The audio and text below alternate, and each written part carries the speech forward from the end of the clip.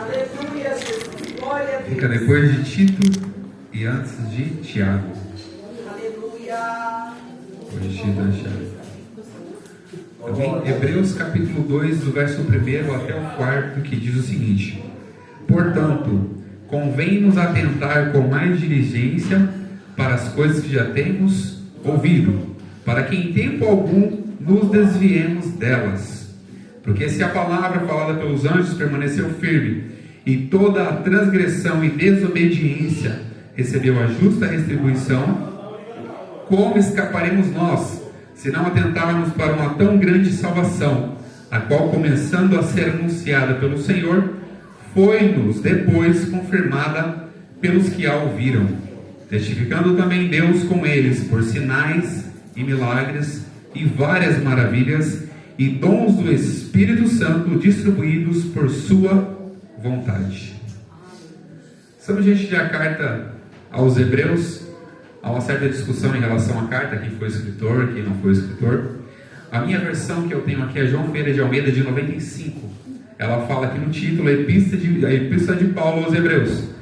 Mas isso ainda é uma discussão, porque não aparece o nome de Paulo, né, na carta, né? Então é sempre uma discussão. Mas o objetivo principal é trazer o conteúdo dessa carta. A carta foi escrita aos Hebreus convertidos, e desde o princípio, desde o capítulo 1, já traz alguns ensinamentos para os Hebreus. E não só para os Hebreus, porque a carta também foi direcionada a nós, nesta noite, para poder aprender da palavra do Senhor. Aqui ele começa a falar, portanto, convém nos atentar com mais diligência para as coisas que já temos ouvido. Eu comecei a me perguntar, o que será que eu ouvi?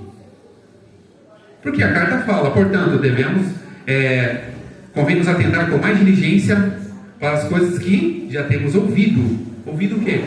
Pode puxar um pouquinho, Paulinho, não precisa aumentar não, tá? As coisas que temos ouvido, para que em tempo algum nos desviemos dela. O que nós ouvimos? Para a gente poder entender, a gente vai ter que voltar no capítulo anterior, no início da carta. O início da carta, o escritor aos Hebreus começa a falar que, havendo Deus antigamente falado, muitas das vezes, diversas maneiras, pelos profetas, e nos falou nesses últimos tempos pelo seu Filho Jesus. Nós sabemos muito bem que antigamente, na antiga aliança, no Antigo Testamento, traz as lições de que quando Deus queria falar com alguém, ele enviava alguém, um profeta, para poder falar com alguém. Enviava um profeta, uma pessoa com autoridade, uma pessoa que tinha poder e autonomia para poder fazer aquilo. E quando a pessoa chegava, a primeira coisa que chegava naquele ambiente era uma pergunta muito simples. E nós vamos entender muito bem quando Samuel chegou na casa de Jessé. Qual foi a pergunta de Jessé? É de paz a sua vinda? Porque eles tinham temor. Quando ouviam falar que alguma pessoa enviada para falar algo da parte de Deus, eles temiam o coração. E não é para ser diferente no nosso tempo. Quando a gente ouvir a palavra do Senhor, o nosso coração tem que temer e tremer diante dela. Porque a palavra de Deus, ela é viva, ela é eficaz, ela é transformadora e nos conduz ao céu. Aleluia. Quando a Escritura aos Hebreus começa a falar que, havendo Deus falado antigamente, e falou hoje, falando pelo seu Filho Jesus, eu comecei a me perguntar, o que Jesus falou para nós?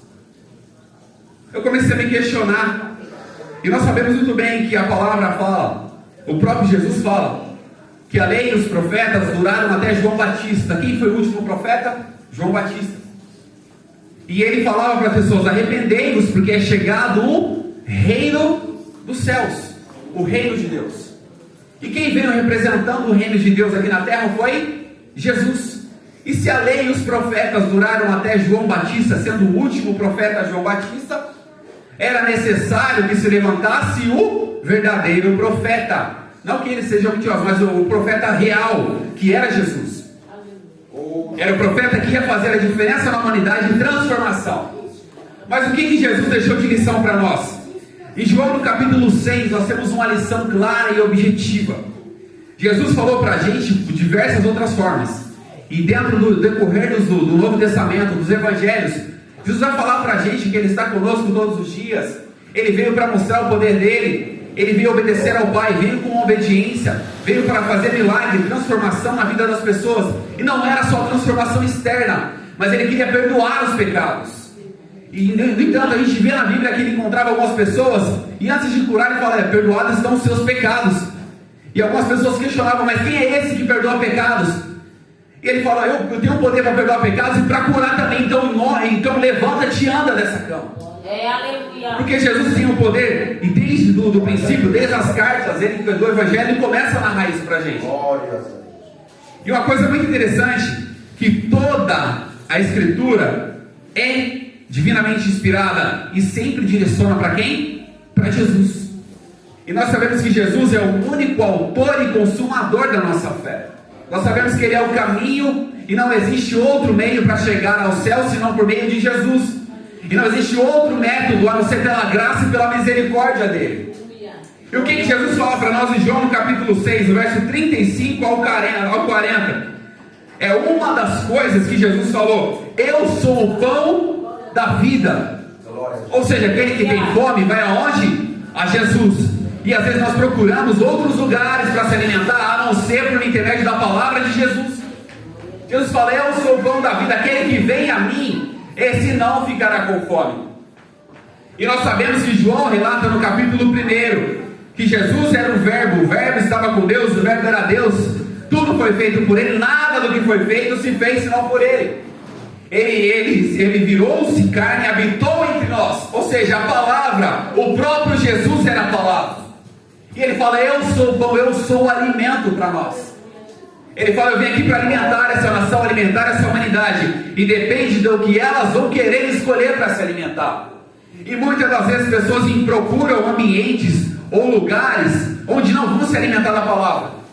As pessoas procuram não aquilo que pode confrontá-los e convertê-los e transformá-los, mas aquilo que pode confortá-los nos erros, nas falhas que nós cometemos. Mas a palavra ainda conforta. Jesus falou: eu sou o pão da vida, você quer vir a mim? Então você vai se alimentar da minha carne e vai beber do meu sangue, e vai entender que aquilo que eu passei, você vai passar também, mas eu sinto as suas dores, eu estarei contigo todos os dias e até a consumação dos séculos. Jesus não vai abandonar e nunca nos vai deixar abandonado. E outra coisa que ele fala aqui, ainda no verso João 6, verso 35: aquele que vem a mim nunca terá fome, e quem crê em mim nunca terá sede. Se Ele é o pão da vida, duas coisas essenciais que a pessoa precisa é de massa e de líquido para poder sobreviver. Jesus é tudo isso para nós. Você precisa de alimento sólido? Jesus é alimento sólido. Você precisa de líquido? Jesus é líquido. Então Ele está para sustentar a nossa vida independente da situação. Jesus ainda continua sendo o sustento principal das nossas vidas. Mas a gente em certos momentos procura alguma coisa para poder abafar, para poder alimentar a gente, só para agradar o paladar, só para trazer aquele conforto, aquele prazer momentâneo. Mas Jesus não faz isso conosco. Ele não dá prazer momentâneo. Ele quer dar para a gente uma vida eterna, não é prazer momentâneo. E Ele fala que Ele, além de ser o pão da vida, Ele é a água, e quem vem a Ele jamais terá sede. E nós temos um episódio claro da mulher samaritana. Quando ela começou aquele diálogo com Jesus, o que ela falou? Ela começou aquele diálogo e falou: Senhor, você não tem como tirar água daí. Ele: mulher, se você soubesse quem é que está te pedindo água. Aleluia. Mulher, se você soubesse quem está te pedindo água, você olharia para ele e pediria água. Ele te daria uma água que não vai secar quando o sol bater, que não vai ser absorvida pela terra, mas uma água que vai transformar a sua vida. Aleluia. Essa mulher pode entender o que Jesus era na própria essência dele. Ele falou: se você beber dessa água, você nunca mais terá sede. E essa água que Jesus está oferecendo para nós essa noite, Ele quer dar uma água que traz transformação, quer dar uma água que traz vida, quer dar uma água que flua no nosso interior, para transformar o nosso ser e fazer com que nós possamos ser pessoas melhores, não para agradar os outros, mas para agradar aquele que nos chamou para essa obra. E o único que chamou a gente para essa obra foi Jesus. E se Ele chamou, Ele se responsabiliza pelo chamado que Ele te deu. E se Ele chamou, Ele sabe para onde você vai, e sabe se Ele falar para você que você vai atravessar para o outro lado, você vai chegar ao outro lado. Pode vir a tempestade no meio do mar, pode o barco balançar e encher de água, mas se Ele falou que você vai chegar ao outro lado, você vai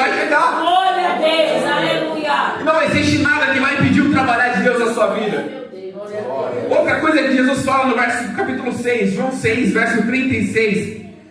Mas eu vos disse também, vós me vistes, e contudo não credes.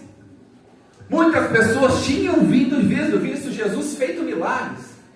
Sabia que Jesus era o Filho de Deus, pois aquilo que ele fazia demonstrava que ele era Filho de Deus. Mas as pessoas não acreditaram nele. E ele fala: tudo que o Pai me deu, esse eu tenho cuidado.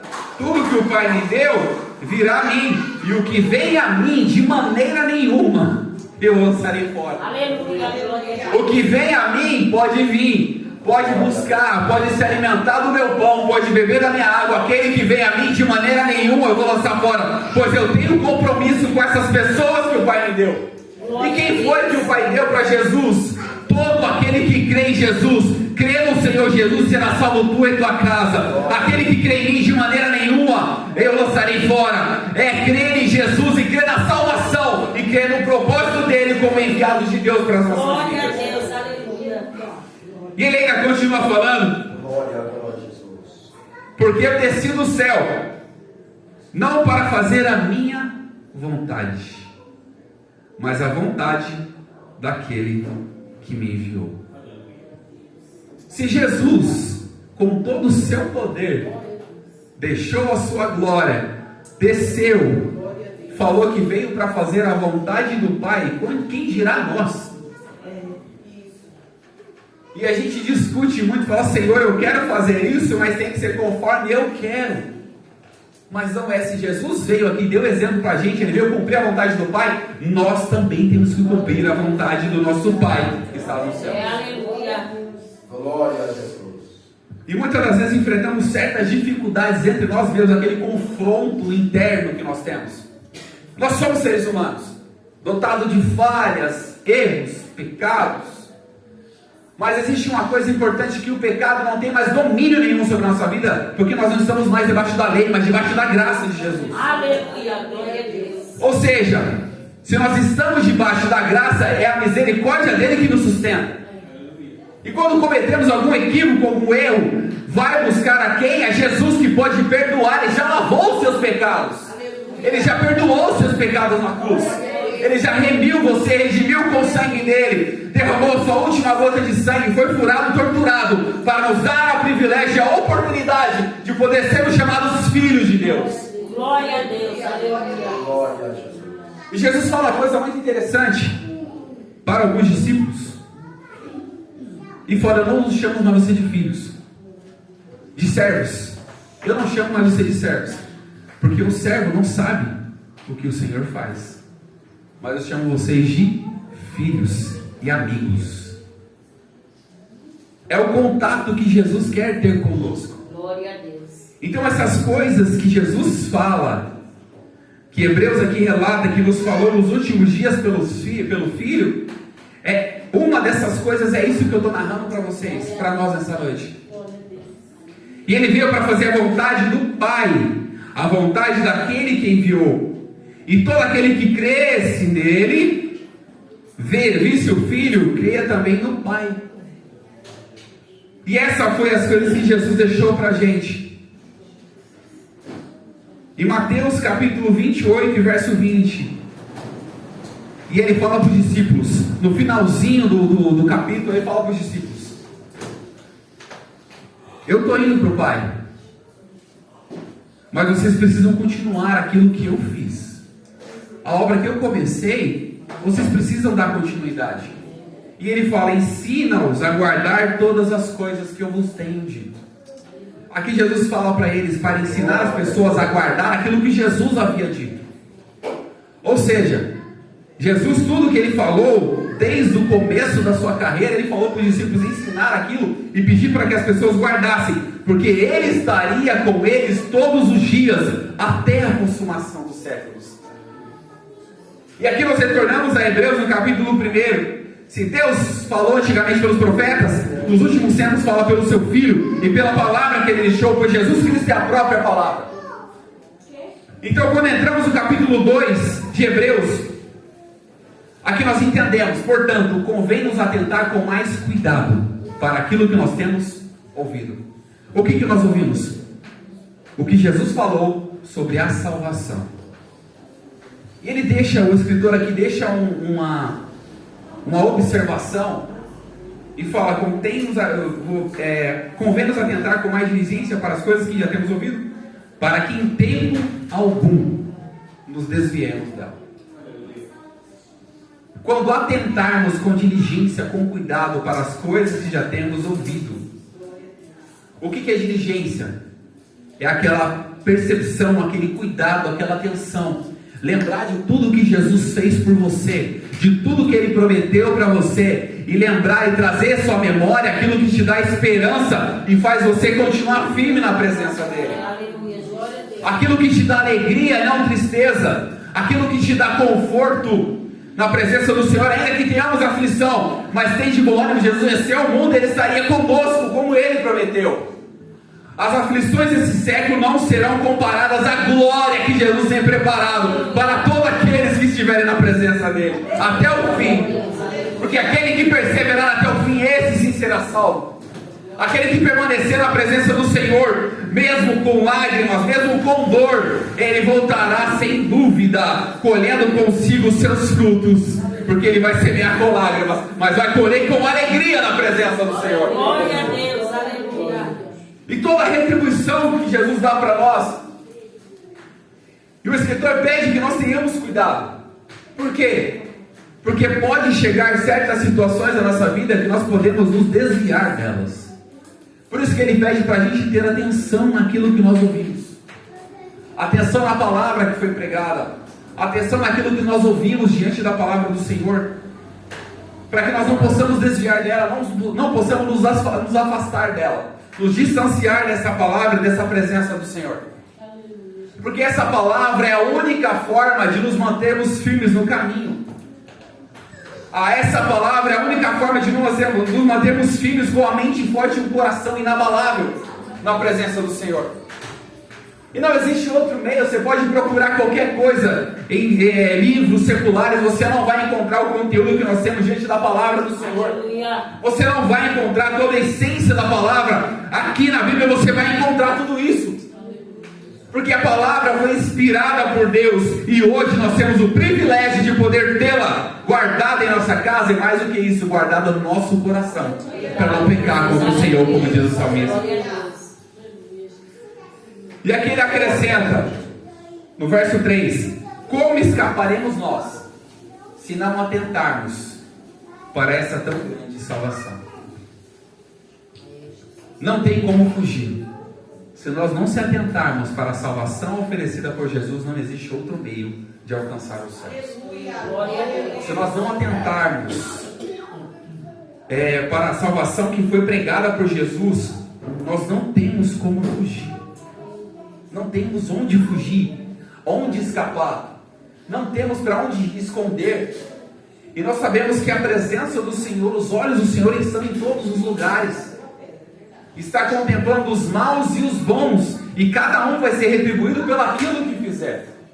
E que nessa noite nós possamos entender isso. Nós precisamos estar focados na palavra do Senhor, para que possamos cada dia mais estar diante da presença dEle, e não deixar que essa salvação fuja da nossa presença, que essa salvação fuja de nós, mas que nós possamos cada dia mais estar próximo dela, buscando ao Senhor com todo o nosso coração, buscando ao Senhor por todo o nosso entendimento, buscando ao Senhor com toda a nossa alma, com todo o nosso fervor, que nós possamos estar diante da presença do Senhor, para que em momento algum possamos desviar dela, e sempre estar na presença do Senhor, adorando ao Rei, exaltando ao Rei, bendizendo a Ele, porque Ele é merecedor de tudo isso, de toda a glória, de todo o louvor e de toda a adoração. Aleluia. Glória a Jesus. E aqui no verso 4, Hebreus capítulo 2, verso 4: testificando também com eles por sinais, milagres, várias maravilhas, em dons do Espírito Santo, distribuídos segundo a sua vontade. Jesus fez muitos sinais e maravilhas, fez muitos milagres, Quando ele foi assunto aos céus, ele falou para os discípulos: eu não vou deixar vocês órfãos, mas eu vou enviar quem? O outro Consolador, para que seja conosco todos os dias. E esse Consolador, ele tem dons a ser distribuído, mas é distribuído conforme a vontade dele. Eu vi uma certa feita, em uma reunião de algumas pessoas, e as pessoas fazendo transferência de unção, as pessoas profetizando na vida das outras, não que seja errado isso, mas querendo imputar algo às pessoas que não é da alçada deles. O dom do Espírito é dado por sua vontade, não é porque eu quero, mas é porque o Espírito Santo quer fazer. Aleluia. Não é porque eu sou bonzinho, porque eu jejuei uma semana para poder pregar, que o Espírito Santo vai fazer isso. Não, Ele vai fazer porque Ele quer. Eu sou apenas um instrumento para levar a palavra, para que o Espírito Santo possa fazer a morada, converter o homem do pecado, da justiça e do juízo, para que a obra possa ser concretizada. E não depende de mim isso. Não depende de mim. Mas depende de quem? Do Espírito Santo fazer. E você não transfere aquilo que não é seu. O dom é de quem? Do Espírito. Foi dado para você. Mas você não transfere isso, porque é o Espírito que dá. Para provar isso na Bíblia, uma certa feita Elias ia ser assunto aos céus, tinha que ser levado ali. Eliseu se aproximou dele. Elias falou: pede o que você quiser e eu vou te conceder. O que Elias falou para Eliseu? Ele falou: eu vou te dar a porção dobrada do meu Espírito, eu vou te fazer sentir isso 2 vezes mais. Não. Ele falou: se você me vir subir, é um sinal que Deus que vai te dar. Ou seja, Elias estava falando, ele não estava transferindo aquilo que não é dele. Ele estava falando: se você me ver subir, você vai receber. E é assim nós precisamos entender. Não é qualquer pessoa que vai fazer, colocar a mão na nossa cabeça e a gente vai receber um dom. Não, mas é pelo Espírito Santo que Ele vai fazer conforme a sua vontade. E não é conforme a nossa. Não é conforme nós queremos. Não é conforme, eu sou bonzinho demais, eu preciso, eu mereço isso. Se nós fôssemos merecer aquilo que realmente nós merecíamos, era o inferno e a morte. Mas Jesus não deixou que isso acontecesse. Ele levou as nossas feridas, levou as nossas culpas na cruz. O castigo que nós tivemos, o castigo que estava sobre Ele, era para nós e Ele levou sobre si. E tudo aquilo que nós temos hoje foi dado pela misericórdia e pela graça do Senhor Jesus. E não existe nenhum meio a não ser buscar ao Senhor enquanto nós podemos achar, invocá-lo enquanto Ele está perto, adorá-lo enquanto Ele está vivo diante de nós, ainda que nós não possamos vê-lo, mas a presença dEle é sentida em nosso meio, a presença dEle é notória em nosso meio. O nosso coração ainda arde quando sentimos a presença do Senhor, assim como aqueles 2 discípulos estavam no caminho de Emaús. Jesus passeou com eles, chegou na casa, participou do pão com eles. Eles só perceberam quando Jesus sumiu. E o que eles falaram não ardia em nós, o nosso coração, quando aquele homem nos falava. A presença de Deus ainda arde no nosso coração. E quando ela estiver ardendo, não deixe, não fique desapercebido, pois é aí o momento que Deus vai fazer uma obra linda na sua vida. Aí é o momento que Deus vai fazer uma obra perfeita na sua vida, porque Ele é perfeito e tudo que Ele faz na nossa vida é e será perfeito para a honra e glória dEle. Eu aceito essa oportunidade em nome de Jesus. Glória a Deus, Jesus. Amém. Eu convido a igreja que fique de pé, vamos fazer oração.